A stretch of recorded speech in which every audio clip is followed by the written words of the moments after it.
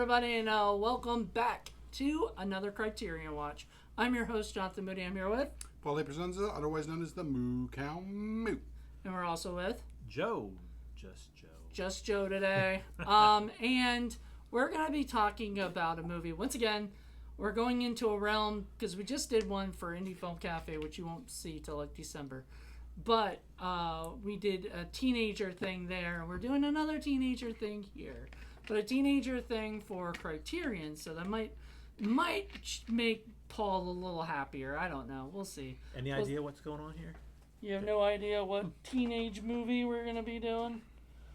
Well, it's a little 78. It's a 1978 film. 1978 film called I Want to Hold Your Hand. Beatles. Yes, but it's not. I mean, it's a little Beatles, yeah. But it's not really. It's not Beatles, but it's not. Yeah, it is Beatles, but it's a little. It is Robert Zemekis and Bob Gale, the guys who made a little movie called Back to the Future. They made this movie. Small film. Yeah, it's a small film. It's a smaller film. It's not. It's I mean, they had Spielberg, but they weren't. Spielberg wasn't. Spielberg was sort of becoming Spielberg then. Yeah. But anyway, they were able to go and make this little movie called I Want to Hold Your Hand, which I absolutely love. Joe, you said you like it too, right? I remember enjoying it, but it's been forever. So. And what about you? Have you seen it? Never saw it. No. Never saw it? I can't stand the Beatles, so I wouldn't have seen it when it came out. Well, you'll get to find out that even though it's Beatles centered, it's not very Beatles centered, or whatever. That's not the point of the movie. I know. I jumped out and said Beatles, but it's like that's the name of the song. song. The name of the song, but, and that would have been the thing that throws Paul off or whatever. Make Paul not want to see it. I'm trying to remember because Who's in it? We'll see. I don't want to go into that yet. I'm just remembering a movie I saw. I remember seeing a movie years ago called Detroit Rock City with about. Yeah, it was basically the same movie. It's about Kiss, but it's not. With Kiss. But it's not. Liking or not liking Kiss didn't matter. It was more about the movie, it was about journey. It was about the journey of the fans and stuff. So yeah. It's more what it is. So I think Paul will like it a lot more than he thinks. But I'm glad he hasn't seen it because now it's another fresh movie for him to watch. And Zemeckis, it's Robert Zemeckis, man. He's all right. Sometimes. I love him. So we'll be back and we'll check in with you in a few minutes. So until then, bye.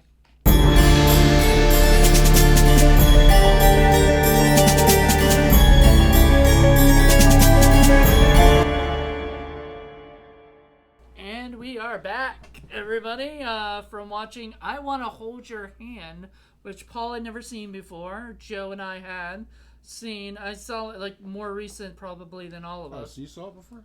Yeah. I saw it like high school-ish. Okay. Yeah. You haven't seen it since like high school, right? Yeah, it's been that long.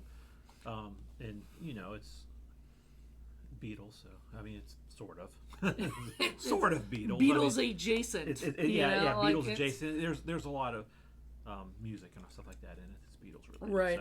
So, that's right up my alley. But it was more about the fans and the people who are sort of obsessed with the Beatles. Yeah, fan in the proper way, the fanatic. The fanatic who are just like so freaking excited to see the Beatles and everything like that, and we learned something very interesting about Paul. Paul, tell us how you got your name. Apparently, I was named after Paul McCartney. Apparently, what does that mean? Like your parents told you or something? They didn't tell me. Yeah, he told me later. My sister told me, but I wasn't there when it happened.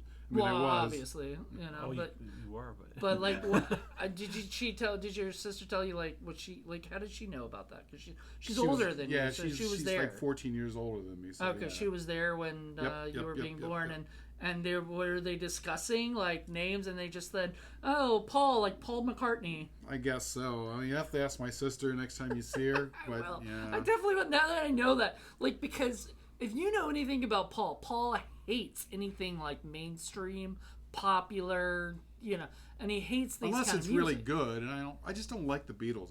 I think they're overrated and they're pop music. They're not rock and roll. Blasphemy. And they have the they started off rock and roll, But as soon as they became popular and became like that "Love Me Do" crap, that's just that was your least favorite that's song. pop music. That's Well, like that's Beach Boys kind of well, crap. that was the their- Kinks saved rock and roll. Thank you very much. Love Me Do was Kinks like, were wasn't awesome. that like one of their first 2 or 3 hits though in America? I'm So- sure, Oh yeah, in America, yeah.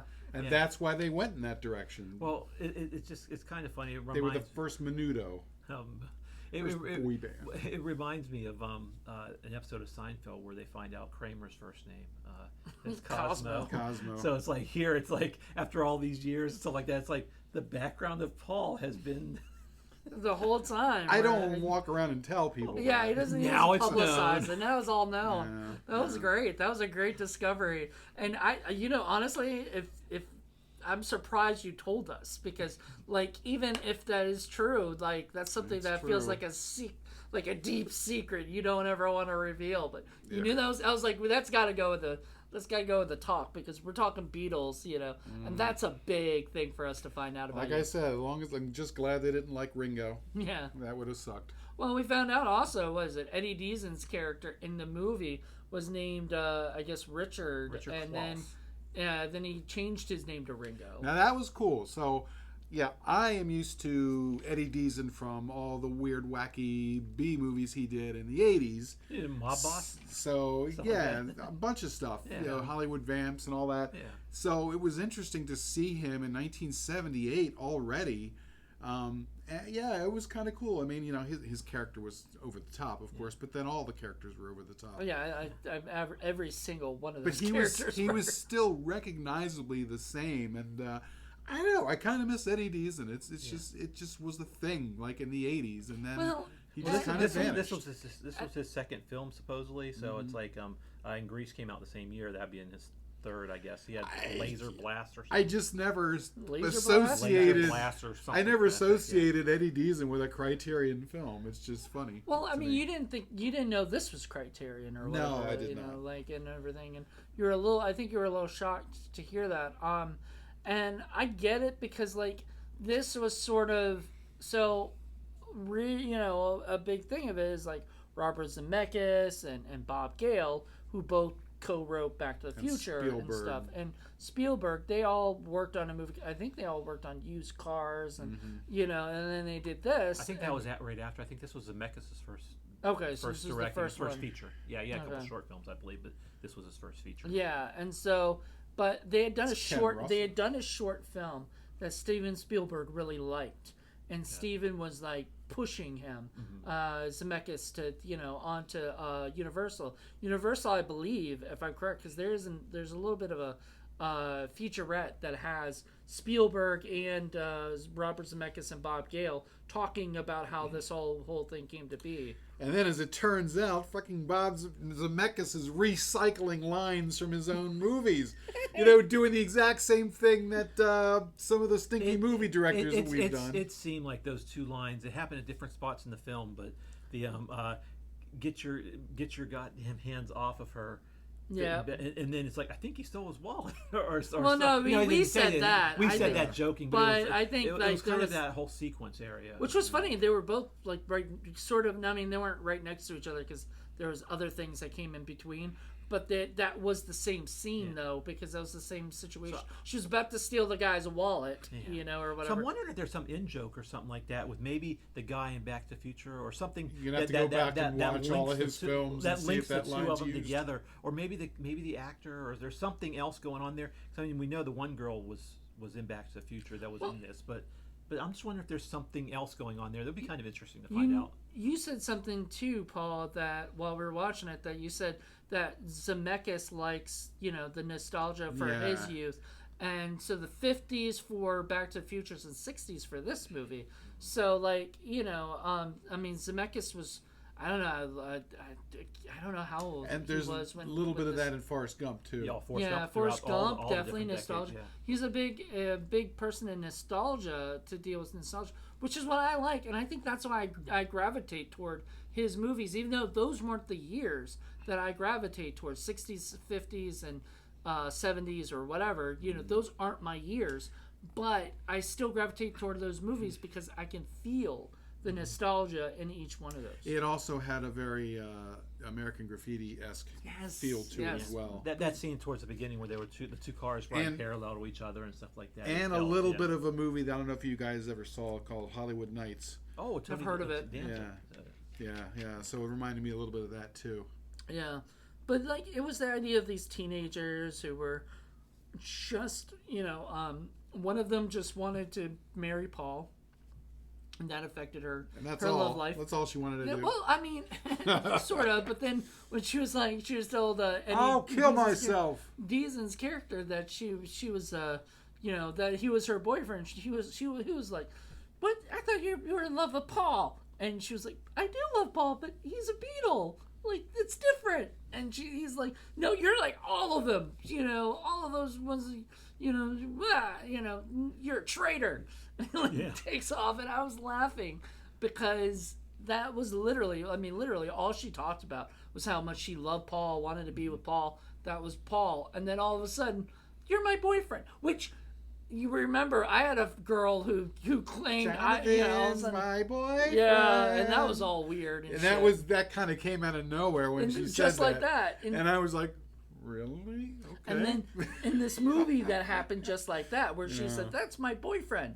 And the guy's like, "Boyfriend? What?" But it's funny because you almost used that line in the short that we did. When what's his name's character comes up, you guys are sitting there and he's like, he was serving them something and like, "What, are you two together?" What line? Lucas and Olivia. Yeah, I know, but what line? Like, because it was something that happened at the diner. Yeah, it was at the diner when they were. Well, they were together, but they weren't supposed to. Babe, it's like, "Babe, yeah. Are you two?" Yeah, we were supposed to pretend like we weren't together. We're, and then we screwed that up. You could have used that line though. "This is my boyfriend." No. Because the whole idea was she was supposed to pretend like they weren't, and so there was a mess up there.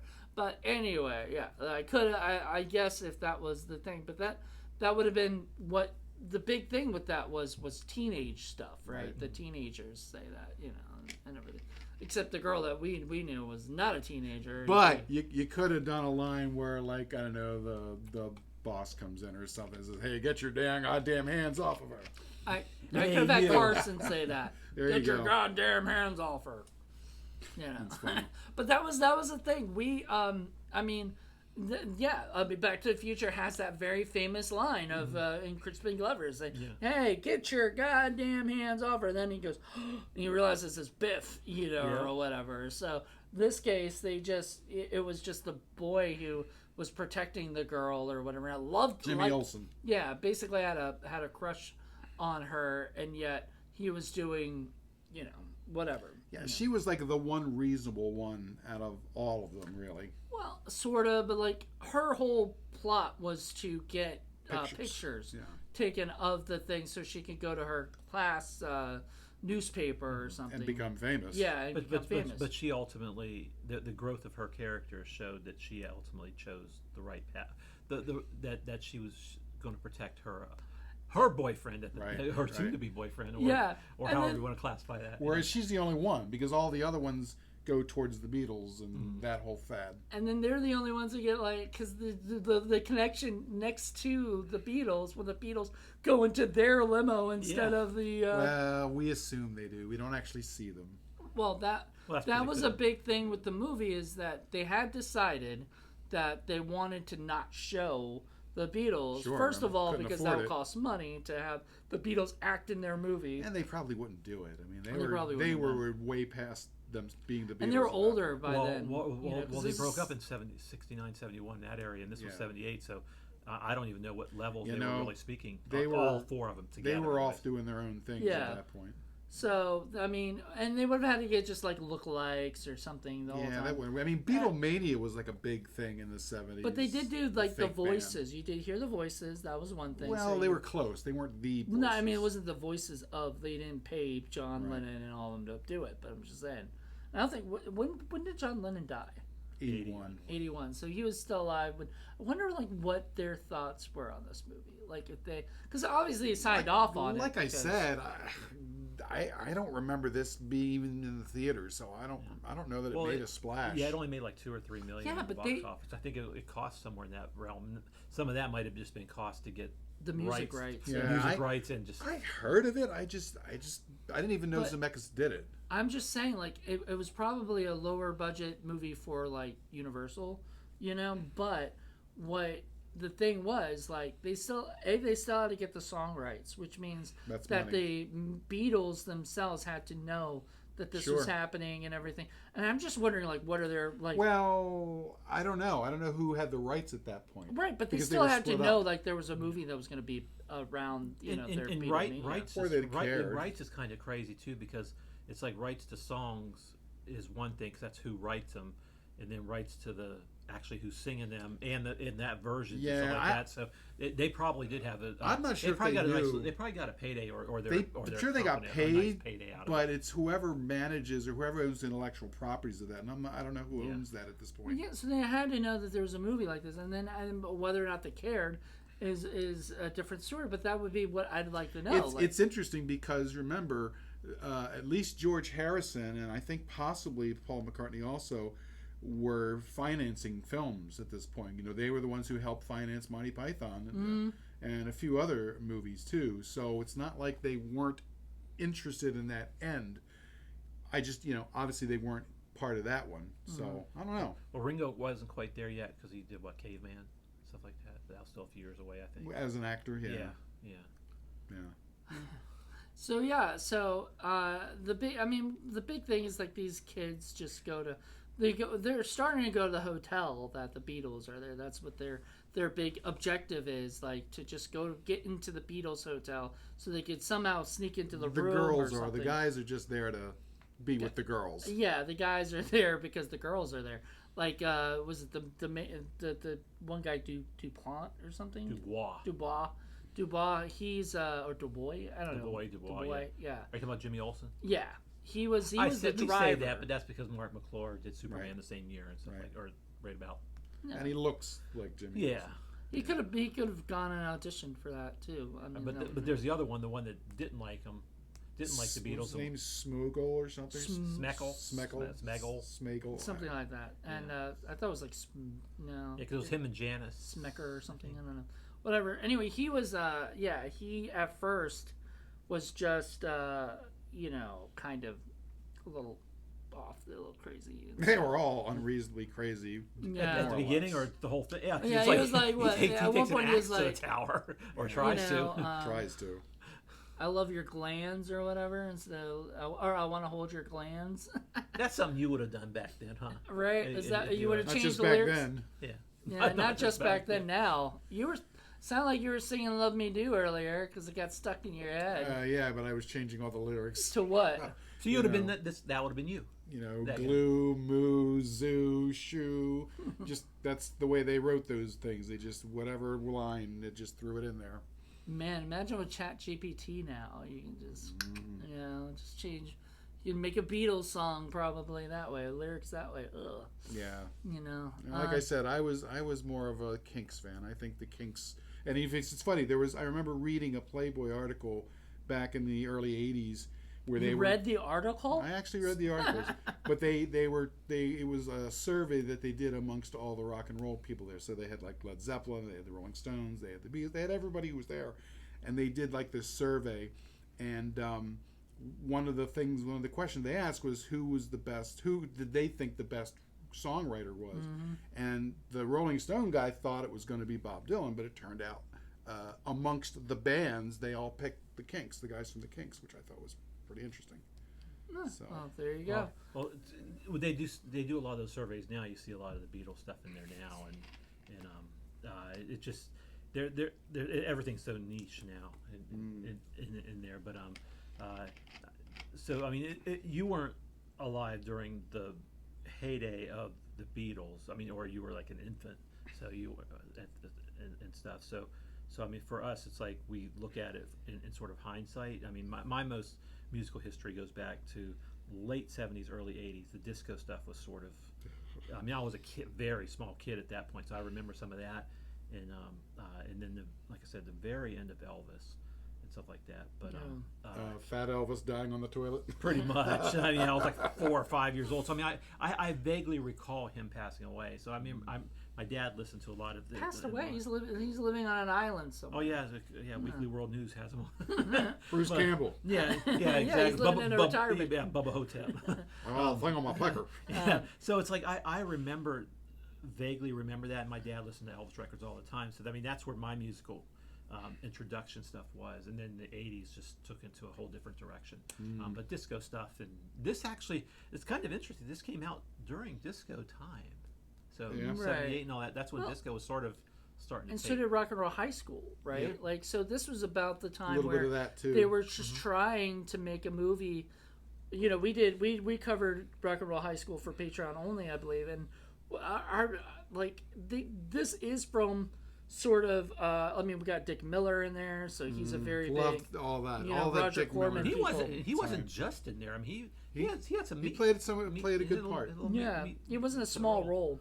Yeah, it wasn't just skeleton. I mean, Which sometimes he only plays like a small role, like, you know. So it was. Same thing with, Paul was very happy to see him. Very happy. Well, the same thing with Eddie. I mean, I mean, he had some substantial roles to it. It wasn't a side character. He was there, and then he had some instrumental. Disappeared, and then he popped back up. Yeah, but his stuff played to the evolution of the story. And he was actually less over the top than I remember him. I mean, usually they play up the whole nerdy thing. They didn't really have to with this one. Well, because everybody was sort of nerdy, like they were nerdy in their own ways or whatever.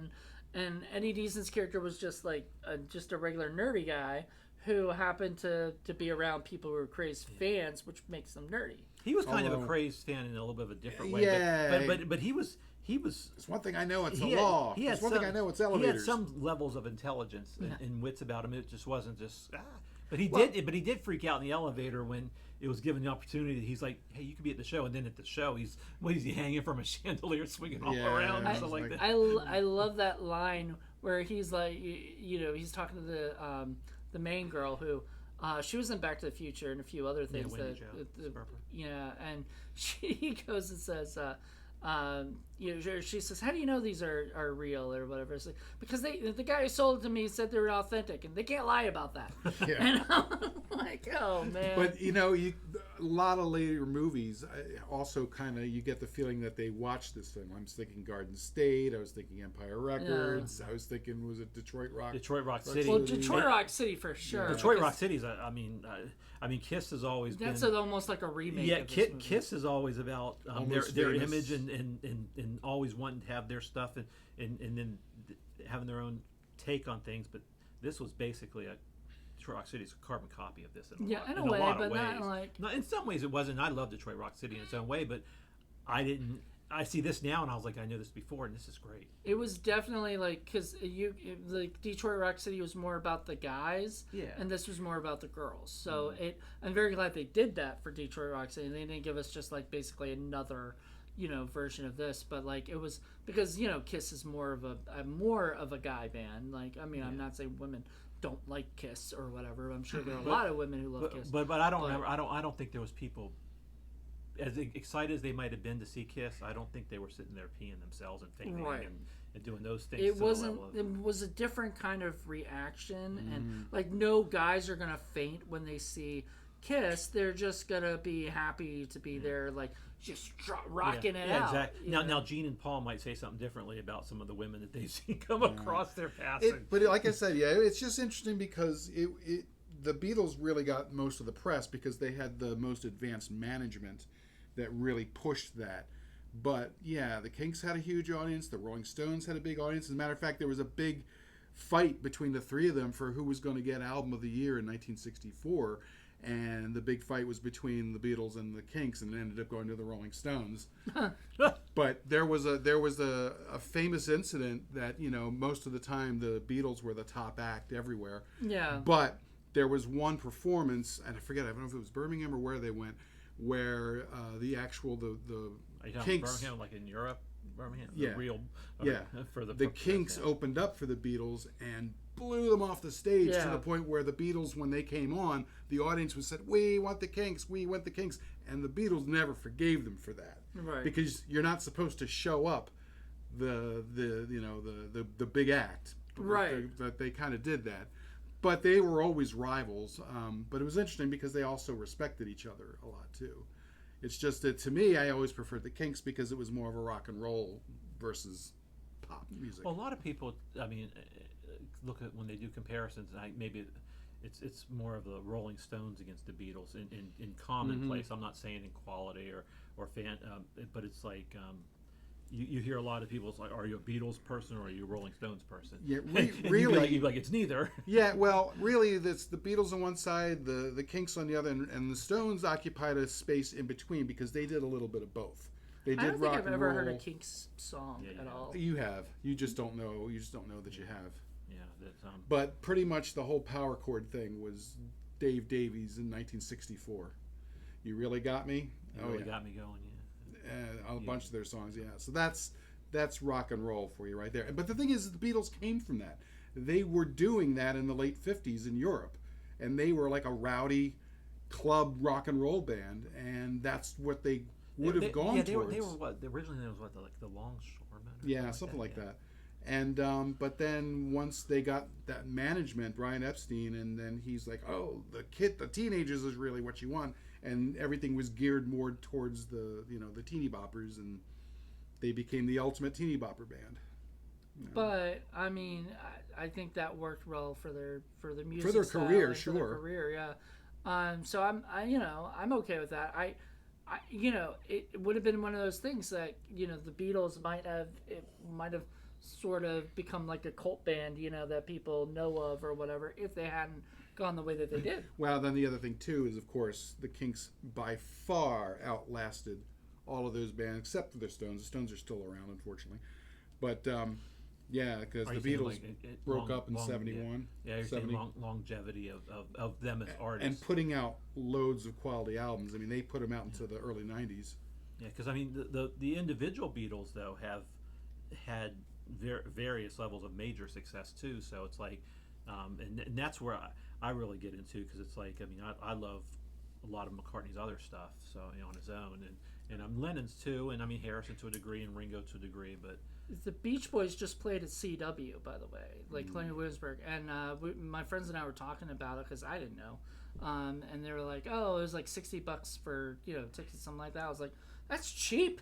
Like if you look at what it is these days, I got to see the Beach Boys for $5 a ticket. They played the the military type of thing where they have the all the bands NRO or NW. So it was something like that, but they had it at the Hampton Coliseum like 10 years ago, and they were the headliners. And we got like a special pass. We got to like do a buffet thing underneath beforehand. But we got to see the Beach Boys. Now, obviously, it's not the Beach Boys from the '60s. Well, no, and the ones that were there today, like.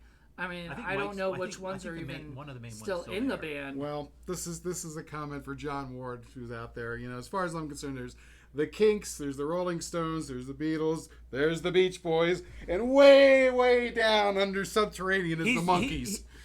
Oh, you're just sort of. Wow, I thought he was doing a mean one at the Beatles here, and I was going to be like, yeah, just No, disregard everything. even less than the Beatles or the Monkees. They're even worse. See, I enjoyed the Monkees in they're a fun sort of way, but so John Ward loves them. I know.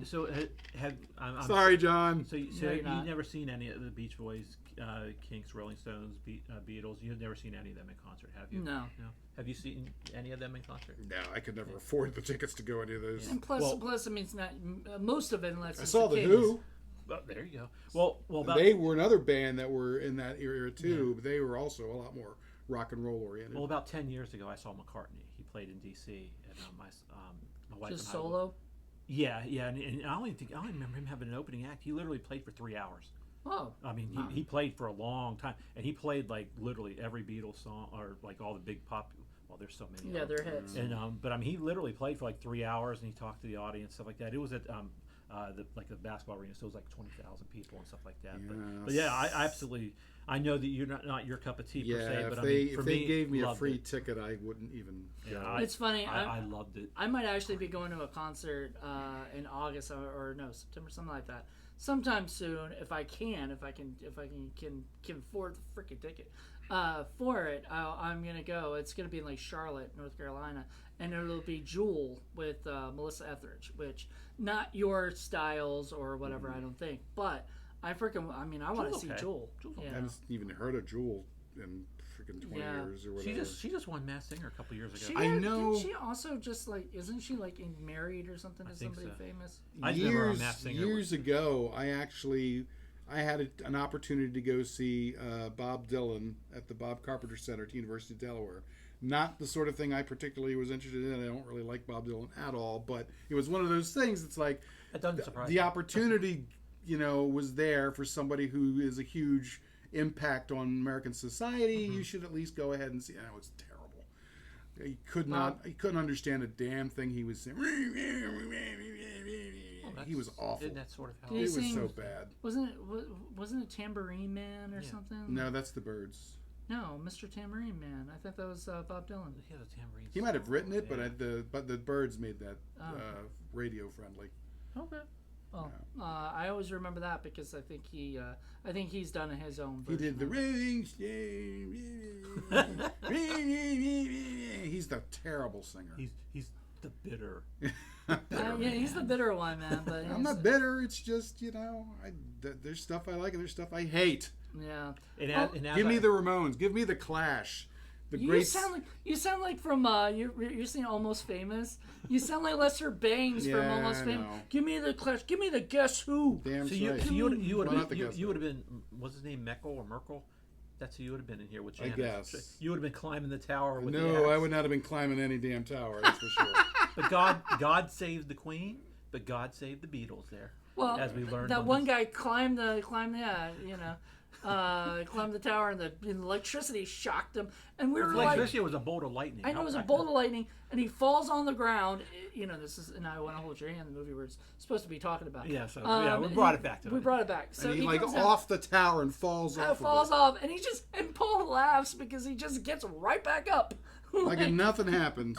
Well, I think the axe, the top of the axe was gone where all the so I guess it blew that up and it sort of saved them. I guess. I don't know, Because yeah. that makes sense. Whatever. Yeah. Whatever. It didn't matter. It just was the whole point was that God saved the Beatles that night. Yep. That was the idea. Because then he tried to, he was thinking about doing it again and it shocked, It's like, okay, never mind. That's that sort You of. can have them. Yeah.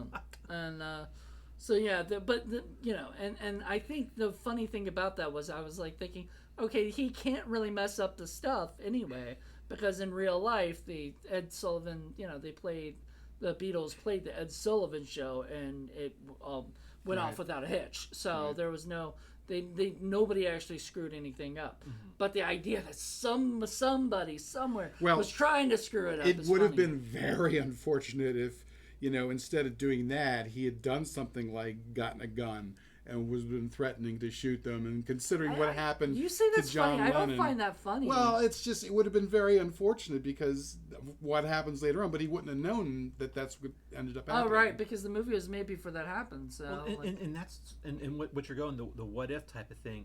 The thing is the path that our world took, not just for this movie, but just in general in life. And he's here, isn't he? who? The guy, whatever his name was. No, wasn't he the one who? He was in Williamsburg, wasn't he? Yeah, but I thought he was the one he's who- the one that killed. He's the one that shot Reagan, I think. Yeah, he was the one who Oh, tried okay. to kill Reagan But back to the point about for Jodie Foster. The guy who had the poor aim, you bastard. for different takes on like a branch of society. If Lennon or if that stuff would have happened on I Went Hold Your Hand and Beatles never happened, it's like that would have been a different line in the timeline of our world. And if something like that did happen to a degree, because there's all these musicians that were great musicians that died young, that just think if they would have been around for 40, 50 years, if we would have got Hendrix for that or whatever. And stuff like Probably that. the Stones would have been the big band. Yeah. Yeah, and so it's like, but I mean, all these young artists that the 27 Club and stuff like that, for different reasons. I mean, the Doors. What if they would have lasted? The 27 Club? Yeah, all the singers and musicians that died. Oh, That died at the age of yeah, 27. Jimi Hendrix and Yeah. Cobain, I mean, we just found Kurt out like Cobain. Jonathan Brandis passed away at 27. I mean, there are a lot of actors also passed away. Yeah. It's just a terrible Is year. that River Phoenix? I think he might have been another one. He might have been close. might I have been think younger, if he wasn't If he wasn't, he was 27, younger. he was 25. He was close to that age. But Kurt Cobain, Nirvana. I mean, Yeah. what now? The weird thing with Nirvana though is that they ended, but the Foo Fighters has become a thing of its own, and they would never probably been there. It's if like Nirvana the would have old been, Neil so. Young lyrics, better to burn out than fade away. Yeah, well, I mean, look, you were saying before that like the Rolling Stones still play, right, and everything. There was a line in there was a line almost famous. There was a joke where it's like if you think Jimmy Fallon says it, his character says it in, but he goes if you think what's the guy's name not Gene Simmons, but who's the lead singer? Who's the Paul guy Stanley? from Rolling Stones? Mick Jagger. Mick Jagger is. If you think Mick Jagger is going to be singing when he's in his 60s, you got another thing coming. That's a nice little dig there, because not only they've been doing that, they haven't been putting out any new music in 25 years, except apparently they're working on one right now because they've got nothing else better to do. But the idea, like, that was the joke, because like who's going to be doing it in their 60s? Well, back then they probably didn't think that was going to happen, but now that is the thing. They go on tour, then they take a break and say they're going to retire, and then they come back. Well, the Kinks themselves had been broken up for a while because they had, the two brothers weren't getting along, but apparently they also are now working on something now, and they're in their 70s, and they're like, at this point, why not? You can, when you're that successful, you can do whatever you want, and if you decide in your 70s you're going to go out and make a band again, you might as well. Mm-hmm. In the way that music can be made and distributed, not that they would have any trouble distributing music, but it can be put out there just to be shared with people. It's not, the money's not made for the artist nowadays, and in releasing music, it's playing live. They're kind of like in the Stanley Kubrick stage, where you don't have to rely on Hollywood in order to make your movies. Same thing with those guys. They've made so much money that they don't need a studio to put out or distribute their music. They can just do whatever they want. And I'm sure if they don't have a studio in their residence already, they could any place would be turning backwards. It's funny though, because like David Gilmour from the Pink Floyd, they retired as well, and he actually gave away all his equipment, gave away his guitars, gave away everything. Is he the one that's starting to tour soon? That's Roger Waters. Roger Waters. I knew one of them was getting ready to do a tour, and they were doing some of the Pink Floyd music, but it was only the versions of stuff that they were part of. That's Roger Waters. Okay. Yeah, but who's the other person who took over for Roger Waters? Well, they split, and Pink Floyd, as it was, carried on for a while. David Gilmour was kind of the lead at that point, but then they stopped. Roger Waters was sort of a solo act, but he was also doing Pink Floyd stuff. Like you said, he was, because he kind of wrote most of the stuff after. Like The Wall and stuff like that, Because that's all I remember is Roger Waters, And I remember I have a CD that is like a double CD with, it's a concert, like live at Berlin, when they were during the Wall, and everything. They actually had a live thing. They did The Wall, there and stuff. And I love that album. It's probably one of my favorites because they bring in like celebrities and other things. They had like Tim Curry doing some of the music and stuff, and it was neat. I'm thinking he's dead, but I guess he's not. I think I saw him. He's at Texas Frightmare. This is like a few years ago. And he was in like a wheelchair. I think he's declining. It was rough. Age, it's just time. But I love him, sickness. And it's hard to see him like that. Getting back to the film, what has Robert Zemekis been doing lately? I don't recall anything from him in quite a while. I don't know. I mean, the only thing I can remember, and I know he's done stuff since, but all I can remember is like Polar Express. I don't really. 20 years ago. I know. Like I know he's done other things, but I'm not. Well, he did that. He did a Disney Pinocchio. That was. Really God, no. Yeah, I heard that bombed. The Witches. That was with Tom Hanks too, which he works with a lot. The Witches, that wasn't very well received. Welcome to Marwen. He directed that. Didn't even hear about that. That's actually a very unique style of movie. It has Steve Carell in it, but it's live action, but then it goes into like an odd stop motion animation type of thing. Like Richard Linklater.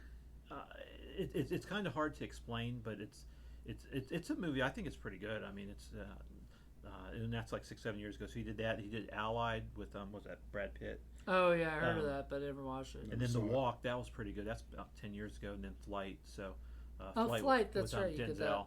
That was a good movie. Yeah. So that's in the past 10 years. So he's still getting stuff done. Christmas Carol.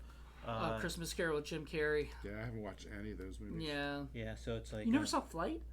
Oh man, that's a wonderful movie. Yeah, it's really good. About Is the that guy the one where he's landing the plane upside down? Yeah, because he's drunk and stuff. And it's actually based on a true guy or whatever, true story. And supposedly he has a you couple know of me, upcoming I'm things, terrified too. of flying, so I'm probably not going to go near that film. That would be a horror film for you. No, thank you. And I'm going to have to fly in September. Oh shit! But well, Zemeckis directed one of my favorites, so with Back to the Future. So Right. and I mean it's just about one of everybody's favorites because it's just such a great film. But, I know. do and a you lot of like people- Back to the Future? It's all right. Okay. I didn't know if I was like I figured you might. That's before Hollywood the turn. And, Well, and I mean, it's it's a different kind of thing because, like, it does go into nostalgia, but it also In a twisted way, though. in a twisted way. Yeah, like I think that's definitely a thing you'd like is the idea that he's now like his mother's now infatuated with him, and he has to. Yeah, there's a problem with that, but and stuff like that couldn't really. I like that. I don't know if that could.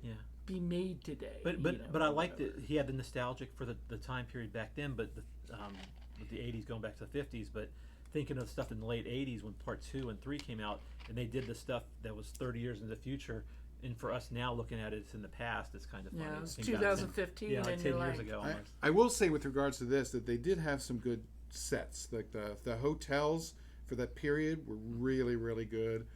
All the costumes and the cars and everything was very, very period. Like the hairs. And The stuff hair, like that, yeah. So they had the some Ed money. Sullivan set looked. Like, they definitely had some money thrown into it as far as the way it was set up. Well, I mean, it was Universal money, and I think Universal was like a little hesitant about hiring like a first-time like feature director, and everything. And Well, I imagine Spielberg had he produced this. He had his hand in that too, and Universal was loving him probably at that point. This is before 1941. I think. yeah, which Eddie Deason was in too. Yep. so Can't blame that on him though. Oh no, it wasn't his fault. He was in this though, but like I'm guessing this was a movie that Steven Spielberg saw Eddie Deason in and said, hey, I'd like you to, I liked you in that. Come on, be in my movie. So like, that's interesting that like all of a sudden all these movies are kind of connected in some way or another or whatever. Well, if we manage to somehow get a hold of Eddie Deason, we're going to have to talk to him about this film and ask him about what it was like and ask him about some of the folks that were on there. Because this one, Nancy Allen, she was really good. I mean, this one Nancy was great. Yeah, this has a little bit different take than with Grease, because Grease, there's a lot of documentaries and stuff like that been done on this. I don't know if there's been as much talk about this film per se, so it might be interesting to hear a little bit more on what it was like, and plus, I mean, if this was filmed before or after Grease, how his approach was. Going Are there into interviews on this? Yeah. So on this disc right here that you get a new 4K digital restoration, which it's not 4K, it's not a 4K film, but and then you get a new conversation among Zemeckis, Gale, and Spielberg, which I've seen before a little bit. I don't think I watched the whole thing. New interview with Nancy Allen. There you go. I'd and watch that. Mark McClure. Audio commentary from 2020 or 2004 featuring Zemeckis and Gale. The Lift and Field of Honor, two early short films by Zemeckis. that might have been his two before it. Yeah, I think those are the ones that he did that inspired inspired Spielberg to bring him up. And then trailers, TV spots, and an essay. So there's also a booklet. I Love You, Please Stay. Please Stay Forever, which has some nice little All Perfectly Normal by Scott Tobias, and I think that's all. It's just one long Yeah, that's from that line with the fake Ed Sullivan's like, they're all laughing and screaming and crying and trying to committing suicide, but it's all perfectly normal for these teenagers. Perfectly normal. Yeah. Yep. That was the best and line. he talks about Ed Sullivan and the thing. So yeah, that's funny. I would have to see if that's the same Ed Sullivan that Tarantino used. It was, and I looked him up, and he did a few other ones, like he played Ed Sullivan in The Doors. Okay, there you go. And I think it was that. He had thing it did. spot on. Or Down with Love, the movie. No, I mean I never watched him, but I've seen him in things on YouTube. He had a number of credits as Ed Sullivan, so that's his shtick then. Yeah, so he nailed it from what I can see. Oh, yeah. From what I can see of old You know, footage. if you're good at something, keep doing it. You know, Really big especially if it shoe. keeps, you know, if it keeps making you money, man. I mean, if they're like, you know, we should hire this. Nope, let's hire the guy that does, you know. Unless you're Eddie Deezen and you're stuck doing the crazy nerd bit forever, and then you can't get hired for anything else. Well, I don't think I think he liked it. I mean, I've seen an interview with him once where he was just talking about how, like, he can't get any other roles because, like, that's just all he is, you know, pretty much. In the live action sense, but he does a lot of voice work for animated shows and series. I believe like that. So, He's got a very distinctive voice. and that works really well with the animated thing. So Yeah, he's very animated anyway. I know, right? Live action. I mean, when not just swinging from the rafters, but He's got to be. I mean, what? Got to be I think- 60s, mid 60s. I think he's low to mid 60s. Yeah. but anyway, like everybody in it. I mean, as we said, Nancy Allen and I mean, RoboCop. Everything else that she's done, and She did Blow Up too. I think the that remake. Was, that was a couple years after that, and I think well, Carrie would have Blow Out or Blow Up. I think it was Blow Out. Blow Out. Well, she did Dress to Kill also. So. Dress to Kill. So she worked with De Palma. Yeah. Yep. So, but she did. Carrie was a few years before this. Oh, yeah, she's worked with De Palma. Yeah, a lot. she definitely had her time in the late 70s, early 80s.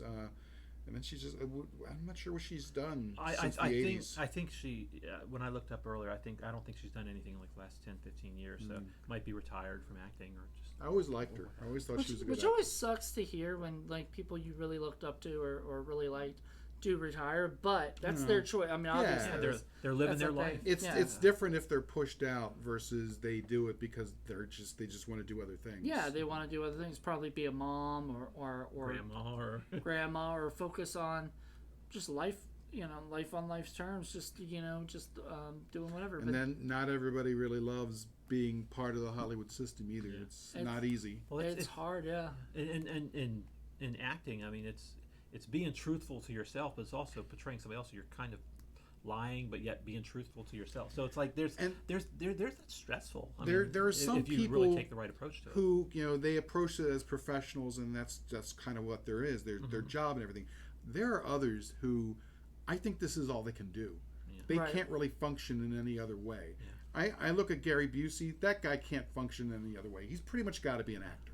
Yeah, I so- can't see him doing anything else. And some of There's the just way, no way. and some of them it consumes them. Yeah. So it's like It was sweet because I followed Jake Busey, Gary Busey's son, and he did a live video for Father's Day where he actually was there with his dad and they were watching a movie together. Butter or whatever, sausage. movie, and he was just sitting there watching the movie and he was like, "Hey, Dad, all right." Watching the movie, and I thought, oh, that's like really nice to like get inside the life of like this is because I think we look at and this goes to this movie. We look at these celebrities and everything, and we might get really excited. We might think, oh my god, and everything, but we forget they're just freaking just normal normal people. people, yeah. Except with the Beatles in this movie, they come into the girls underneath the bed, and they're talking about like, oh, well, just get your trousers. You got all you know. creeped out when she was like taking Beatles hair and was like sniffing it and putting it in her clothes and. Yeah, I don't get that. Like, I don't. There was this one girl that was telling me that some guy, like pulled off a piece of her hair, and then said, "Oh no, there was something on her, or whatever." And she saw him put the piece of hair in his pocket. I'm like, That's either he's creepy. making a voodoo doll, or he's really gross. Right. Yeah, either when you or. cross the line like that, you're really crossing a line. It's just creepy and weird, and I don't like it. But me personally, I mean, and then if you tell people that, oh, you're kink shaming, and I'm like, is that the kink? Yes, and I'm fine with that. Yeah, it's kind of like, I'm sorry, but stay away from my hair. You can't have a piece of it. Look at Selena. She was killed by a crazy fan person. it was her manager or Yeah. her fan club manager. Fan or club something. manager. Let's make sure everybody knows this is the Selena who later, I think, was it what's her name? Selma Hayek played, right? Or Right, something. right. But She not was a- Selena Gomez, who Yeah, was no, a big. no. Yeah, And there are a number it of was a people. Mexican. There were a few others who were singer. killed by fans, and I mean Yeah. these people, they're fanatic, and that's not overstating it. That's the whole Lennon. point. Lennon got shot Yeah. from a fan, or Yeah. whatever, or so. Well, I mean, if you're a fan, you're not going to kill the person you're a fan of. Like, unless you're nuts. I mean, still, then you're not really a fan, are you? How many threats has Taylor Swift gotten from people who were obsessed with her, but then they're like, well, I can't have you, no one can. Danielle Harris. Danielle Harris? She had a guy come to her house with a shotgun. I remember reading about that. I mean, it's gross. You can't. Pam Dauber. Oh, God. Yeah, they have there's the real fan. Those people might have had an honest fan side to them, or they didn't. Who knows? But it's just demons that everyone faces. There was a movie called The Fan. Levels.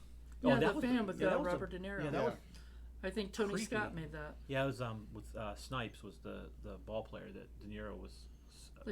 Why is De Niro always playing like guys are gonna like because a he can Taxi play it Driver? well. Jesus. It's because of Taxi. Yeah, Travis Bickle. Yeah, all of a sudden he's typecast as the guy. Like, who we could get? We could get Robert De Niro to come back and play the same role. He's very believable as a psycho. I don't know. People nowadays would probably say the same thing. But yeah, it's crazy. I mean, people, and that's why they say, you got to have management as acting as a firewall between you and these people, because you don't know some of these people. They're gonna be nuts. Remember when they used to have like you could send out a letter to like fan clubs, right? They used to get addresses, Hollywood addresses, right? And you would actually have to, because I did this.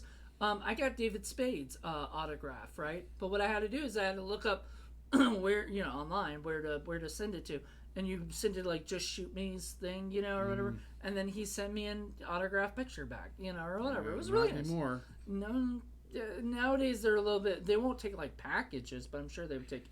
But then later it became email, because like I emailed Mark Dacascos and he sent me a thing. Just give him my address. And some of those you might be sending and it's their fan club or somebody, their manager or something like that's screening those. And then you get like a standard thing. Yeah, that's already sent. Yeah, and then, I mean, I'm not saying that the artists are trying to be removed, because now with the digital age, there's a lot of them that are on there interacting with people for better or worse. And you got to nowadays it's Cameo. Yeah, Cameo. And you got to watch that, because you get some crazy person who's very tech savvy, then they can find your IP address and they can figure out where you're actually sending your stuff from, and then they can come and pay visits and be creepy and just walk around with your underwear or do all kinds of weird shit. And this was 50 years ago, or 60 years ago. 60 years ago. I mean, these people were dangerous. I mean, but they weren't normal either. They were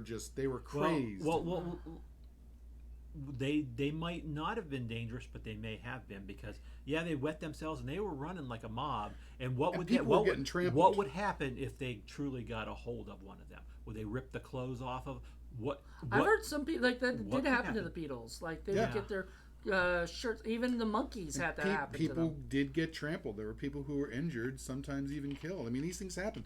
They just had a situation in the Middle East where the people going on the Hajj, like 1,000 people died because of the heat. Sometimes there are stampedes and people get crushed, and this happens in theaters sometimes, at concerts. Nuts. People just, they act, they lose their mind and they act crazy.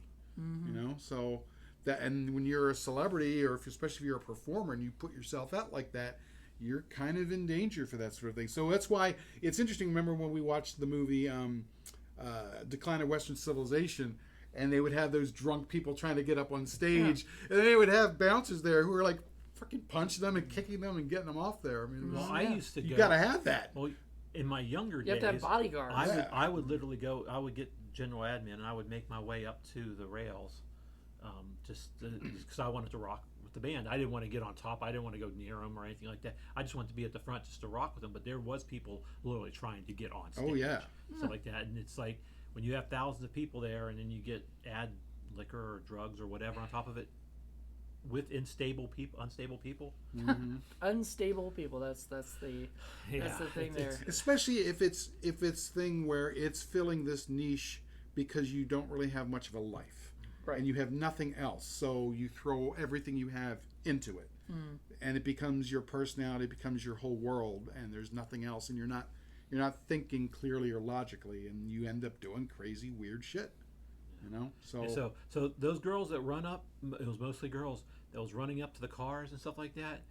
If they could have gotten into the car, like they did get that one car. Yeah, they all climbed all over. Yeah, they it. climbed All all over over it, it. yeah. And they were driving the car. People was falling People off. are of like, it, yeah, falling they're off of it and stuff like falling that. off of it, If so. they would have caught that car at the end in this and got in there, who knows what's going to happen? I mean, they might have just been like, oh, I want to get a piece of the clothes, because it was jokingly mocking that they were buying squares of the sheets that they slept in.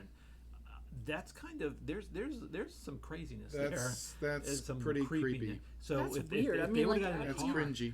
Especially when they found out it was fake. It was like Bunch them of going into cringy this boomers out there, man. But that was that gang of girls. Oh that was yeah, the there. Deb gang. Yeah, that was funny. They were pretty upset. they that- demanded their money back because I- they says these They don't really these- do that anymore. These sheets were from, was it J.C. Penney's? JCPenney. And that hotel does not get it from J.C. Penney or vice versa. It was Right. just I would yeah. imagine I would imagine their sheets are a lot nicer in that hotel that we saw. I don't know. But even from the girls that knew that somebody would know that shows a level of fandom that's kind of, it's not really fandom, that's where it's fanatic. Yeah. where it's like we're trying to get so much information, and we know. I mean, I don't want to know what my favorite artist is what type of sheets they're sleeping in, so I can get them. right. Like I don't want that. I mean, there are sports crazies too, sports fans, especially.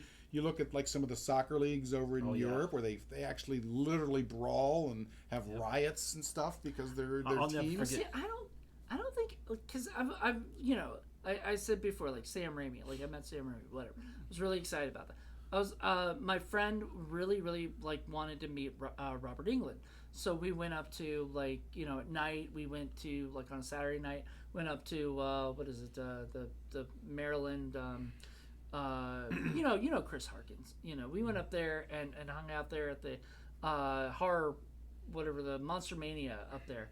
And then the next day we went into the convention, right? And we were hanging out, and we had to sit in this long ass line. I was not nervous. I wasn't scared. I didn't care. It was nice that I was going to meet somebody I was a big fan of, but I wasn't like, oh my God. Now, I will say this. We got up to him, right? And I had to take the picture, right? And I could not figure out my friend's phone, because he had one of these it was newer to me, and I was used to these smartphones at the time, right? So I was iPhone 3. trying to figure it. I was iPhone 1. No, iPhone 3. Whatever. Too, And then so I'm trying to figure it out, and all of a sudden I hear Robert Englund say, "Take the picture, bitch." And as he did that, I may have wet myself a little bit.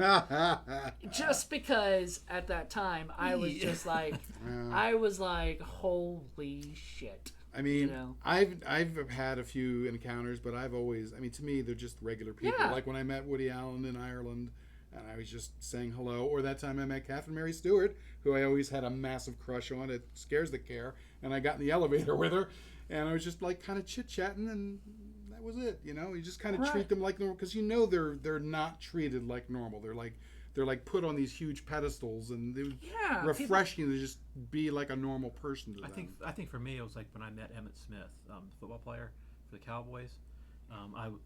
It wasn't a big thing of me meeting somebody. You're a Dolphins fan. How dare you? Well, no, it wasn't even a big thing of that I met him. I just chatted with him like it was normal cross. But I was sitting in the plane, and we were bumped up to first class for some reason. Because heaven knows can't pay first class. But I saw him. I was like, that looks like Emmitt Smith. And his whole family was there, and I guess he had some family that was from our area or whatever. But when we got off the plane, we were sitting there waiting for the baggage, and I was just standing next to him. I was like, excuse me. I was like, are you Emmitt Smith? And he's like, yeah. And I was like, it's nice to meet you. I met you before with I met him before years ago because I have a friend who's a big Cowboy fan, and I just sat and talked to him for a minute.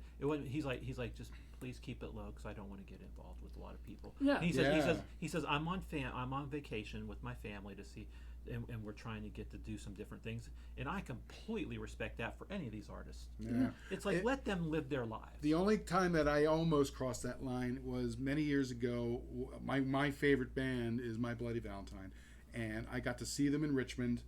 And the way I went up there, I parked sort of around the corner from the National Theater, And to get back there, I went behind the alley there. And it turns out the band was coming out at the time. And Kevin Shields, who's like my favorite guitarist, happened to be right there. And part of me was like, just go up and say hello, Kevin Shields. I appreciate all the music you've given us through the years. And thank you. And that's it. But I didn't do it because I was like, I don't want to bug these guys, you know. Well, I mean... And Belinda Butcher was there. But all my favorites. I respect that, and I think that's a great thing. But like literally, if you get the opportunity, just to say thank you, never get to see it again. That's the thing. You're never going to probably get that again. And you're making you joke says, and you're a Dolphin fan. The funny thing is I met Dan Marino. Oh wow! And when I met him, my mom was with me because she's like, we're going to meet him and stuff like that. So we literally met him. He was at a golfing event. And we walked up to him and we were like, I'm sorry to interrupt, and I just wanted to say hey and thank you for big Dolphin fan, root for you and everything like that. And he was really pleasant to us and everything like that.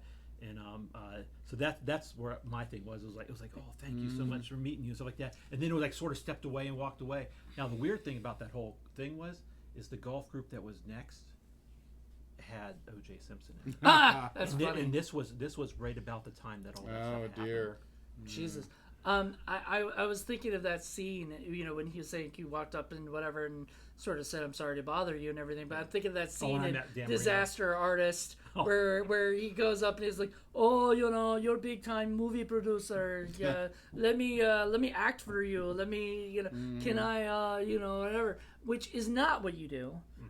If you are a fan of the person, right. You go up and you say, because Judd Apatow actually said in a I think it was an interview or something, he said, if you see me on the streets, or whatever, come up to me and ask me for a picture. I will give you a picture. Ask me, because he goes, because it annoys my wife, and I love it and everything, So go, please, take a picture with me, but never ask me to read a script or to like be in one of my films, because that is one way in Hollywood that you're never going to get work. And, I got to meet two of my movie idols. I got to meet Ray Dennis Steckler, and I got to interview him, which was, I wasn't planning on it. I was just like, I showed up and hoped and everything. And then when we got to meet and talk to and interview Lloyd Kaufman. Yeah. I was super pleased. You were very excited about that. Very excited. So there was no like, and I want to hold your hand, there was no, oh my gosh. And there was no when you do Spur was like there was no feigning. No, when we got to meet Lloyd, common. It was sort of a big deal, but honestly, it was almost like it was because we were supposed to do it earlier. Then he got busy with stuff, so they said come back later. We came back later. They said he's gone off to lunch or whatever. Come back later. We come back later, and he still has a little bit of a line. So we're just like, we're almost like. We're done. I think we were cool about it, and I think that's one reason why he made sure you got to be the lady was like respectful of the situation and respectful of them and their time. And it's like if you see they're busy with something, leave them alone. Like if they're eating dinner with their family and stuff, it's like for me, it's like there's times you don't. The one didn't you pester somebody at dinner? No, wasn't that Tiny? No. Well, he was eating lunch, and I did not realize he was really eating or whatever. You didn't notice him going, no, but he was just like, he was just behind his thing, just chilling.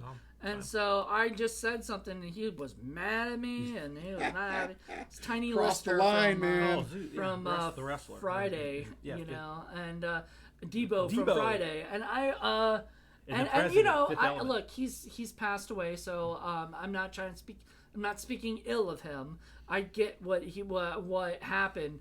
Who I didn't get was there was another guy that was a complete jerk. I'm not going to say his name because that would be rude. And I think that guy has passed away too. But it was another guy that was in that was there and was at a horror convention. I won't even say which one. But Stroh and I were there, and Stroh knew the person or whatever, and this person was just rude as hell. And I was just like, you know what? I don't care. You get some of them sometimes. Yeah, you get some of them. People have said things about certain people too, and I've had different interactions and like positive interactions with certain people that people have said, "Oh my God, that person's an a-hole" and stuff. Bai Ling hugged me a few times. That was nice. I didn't expect that. And then you got punished by Facebook by posting her. I was so excited and pleased. It was like I didn't ask her; she just did it. I was like, cool. Posted a picture of her naked. So she wasn't naked. No, her boobs are out. Yeah, well, that's naked. Happens. So yeah. So Happens anyway, the best of us. Okay. But anyway, that was like I did it. Yeah, it wasn't your boobs that were out. No. Nobody wants to see that. But anyway, the utter disaster. Yeah. I guess that's about it. That about wraps it up. I mean, there was a lot that happened in the movie, but there was a lot that happened. You know what I mean? Like it felt like an anthology in a way that kind of crossed, because there were like 4 different stories, 4 different and they all come things, back together. and they all kind of come back together at the end, which was great. Fun film though. But it was fun. I mean, I liked it the first time I saw it, and I was like, I'm happy. Like it wasn't like that one movie I got from Criterion, the fucking Boomer movie. Shit. God damn it, the one Lawrence Kasdan did. My brain is like foggy. Yeah, I know what you right mean. now. Anyway, there was the one where they Big Chill. Big Chill. And I hated that movie, like with a passion. I could have warned you on that one. Well, no, I mean, even if you warned me, I probably still would have like threw away the warning because I'd be like, oh, Paul and I don't have the same taste in everything, so I'll give it a try. And I'm happy I have it just because I want everything in the Criterion Great Collection. music on that movie. But I won't watch it again. A little dry.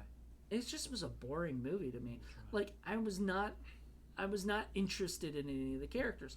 And when I talked to John Ward about it, he said that was because it was a product of its time, and the people that were a part of that time period love it. Same thing with Easy Rider and 5 Easy Pieces. Well, Easy Rider I like a lot.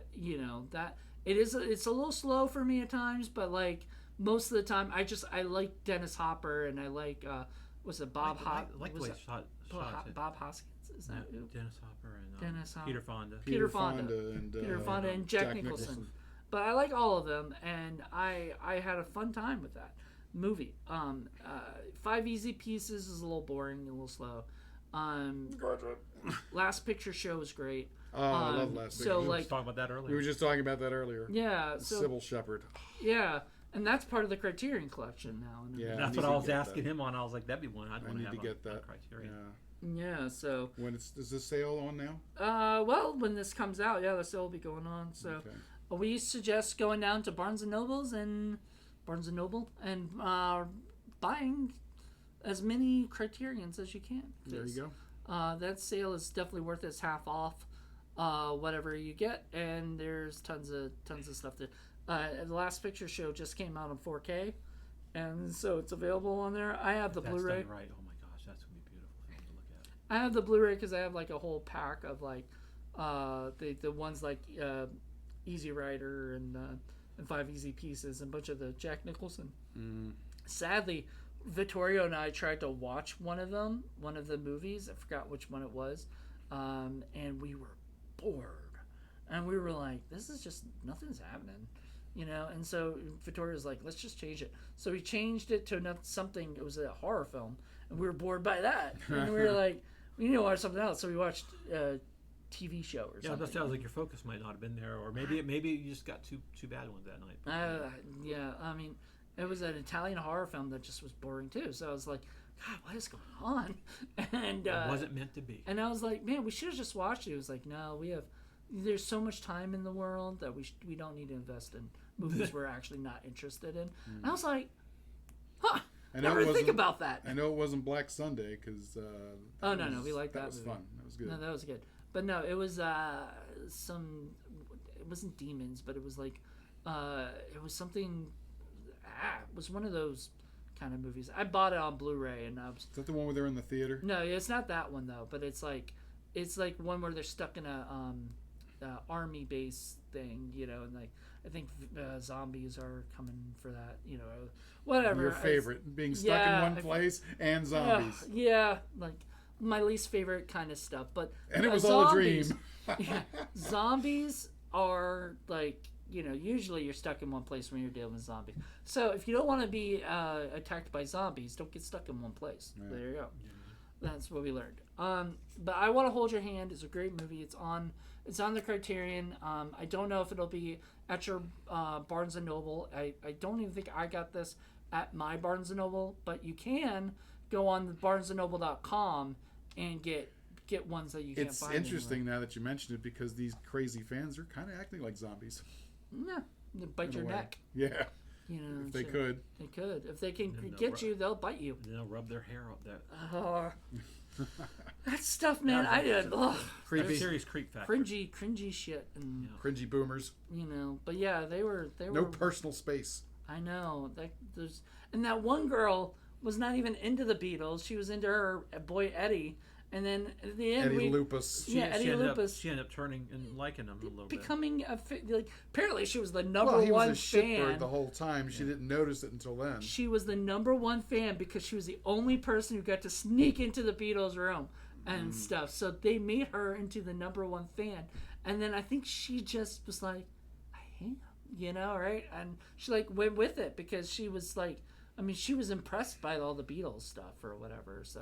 But she wasn't really the number one fan was the girl who fainted the whole freaking time. That was the number one fan. Well, she was the number one Paul fan. Paul fan. That's all she wanted was to marry Paul. You got to make sure you identify, because with a lot of these groups like that with their teen fans or whatever, it's like they have the one, whether it's them or them. Also, we found out who the youngest Beatle was and who's the youngest to join, or who was the oldest, the one to join the group. And I love the way that they played that up too, that because it played off at one place at the beginning and then later on it came back. I mean, there are a number of directors and writers and actors and actresses that I would give my eye teeth to meet and would love to sit down and just chat, maybe have dinner and all that. We've already. I wouldn't wig out like any of these people. You didn't wig out when Robin Sidney, you got to interview her. Love Robin Sidney. I know, and you were, no wig out when you met Woody Allen.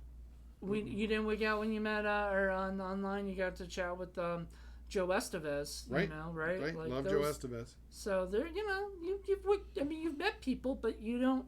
You treat them like everybody else. I try. When you interview them, you get the chance to talk to them one-on-one, right? And everything, and that's amazing. But that's not. You're not like, oh my God, I'm your biggest fan. You try to have a level of professional decorum, right? And you kind of know, you should know, not to cross certain lines. Mm-hmm. I may ask them a question of a particular movie or a particular scene or a particular character that's my favorite that may not come up under normal circumstances, but I'm not going to go into their personal life or any kind of weird stuff. Yeah, you're not going to ask them. I'm not going to put them on the spot. I'm not playing gotcha with them. You know, you're not like, so what are you wearing right now? Oh, God, no. I might do that to Gary Busey just because it'd be funny. That's like white panel van buttered crew. Sausage. That's like white panel van crew creep factor. Yeah. Yeah, no. Don't need to be creep. Yeah, but this, it was great because, we'll wrap this up, and I'll just ask this question because this is your first time watching it. Would you ever watch this again? I'd watch it again. Yeah, so this was something you're kind of into a little bit. Yeah, all right. I'll own it. You'll own it. You'll buy it. You gonna buy the Criterion? Yeah. All right. It's definitely worth it. With commentary and behind the scenes interviews and stuff like that. That's worth it. And everything. I enjoy having. Once again, I knew that Robert Zemekis and Bob Gale wrote this movie and Robert Zemeckis directed the film. That's all I knew. I didn't know who was in it. I didn't know, and honestly, I didn't really recognize anybody. Even Nancy Allen, I didn't recognize her as, being the girl from RoboCop. I just watched it going, this is actually pretty damn good. Originally when you said it, I thought you were talking about one of the early Richard Lester Beatles movies that came out, and I was like, wait, is that?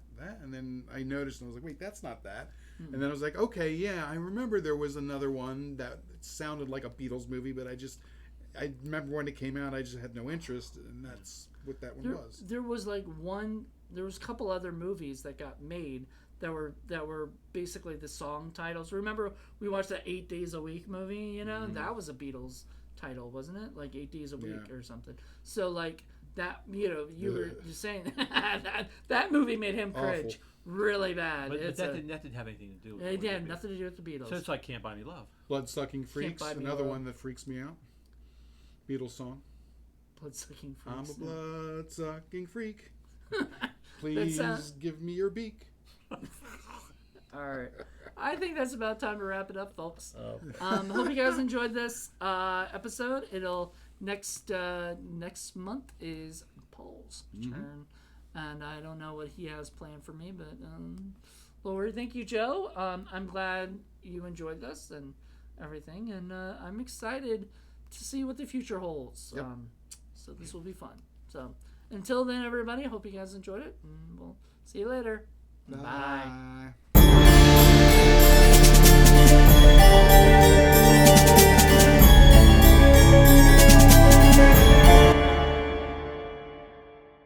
surprised. I didn't know that they released this in Criterion.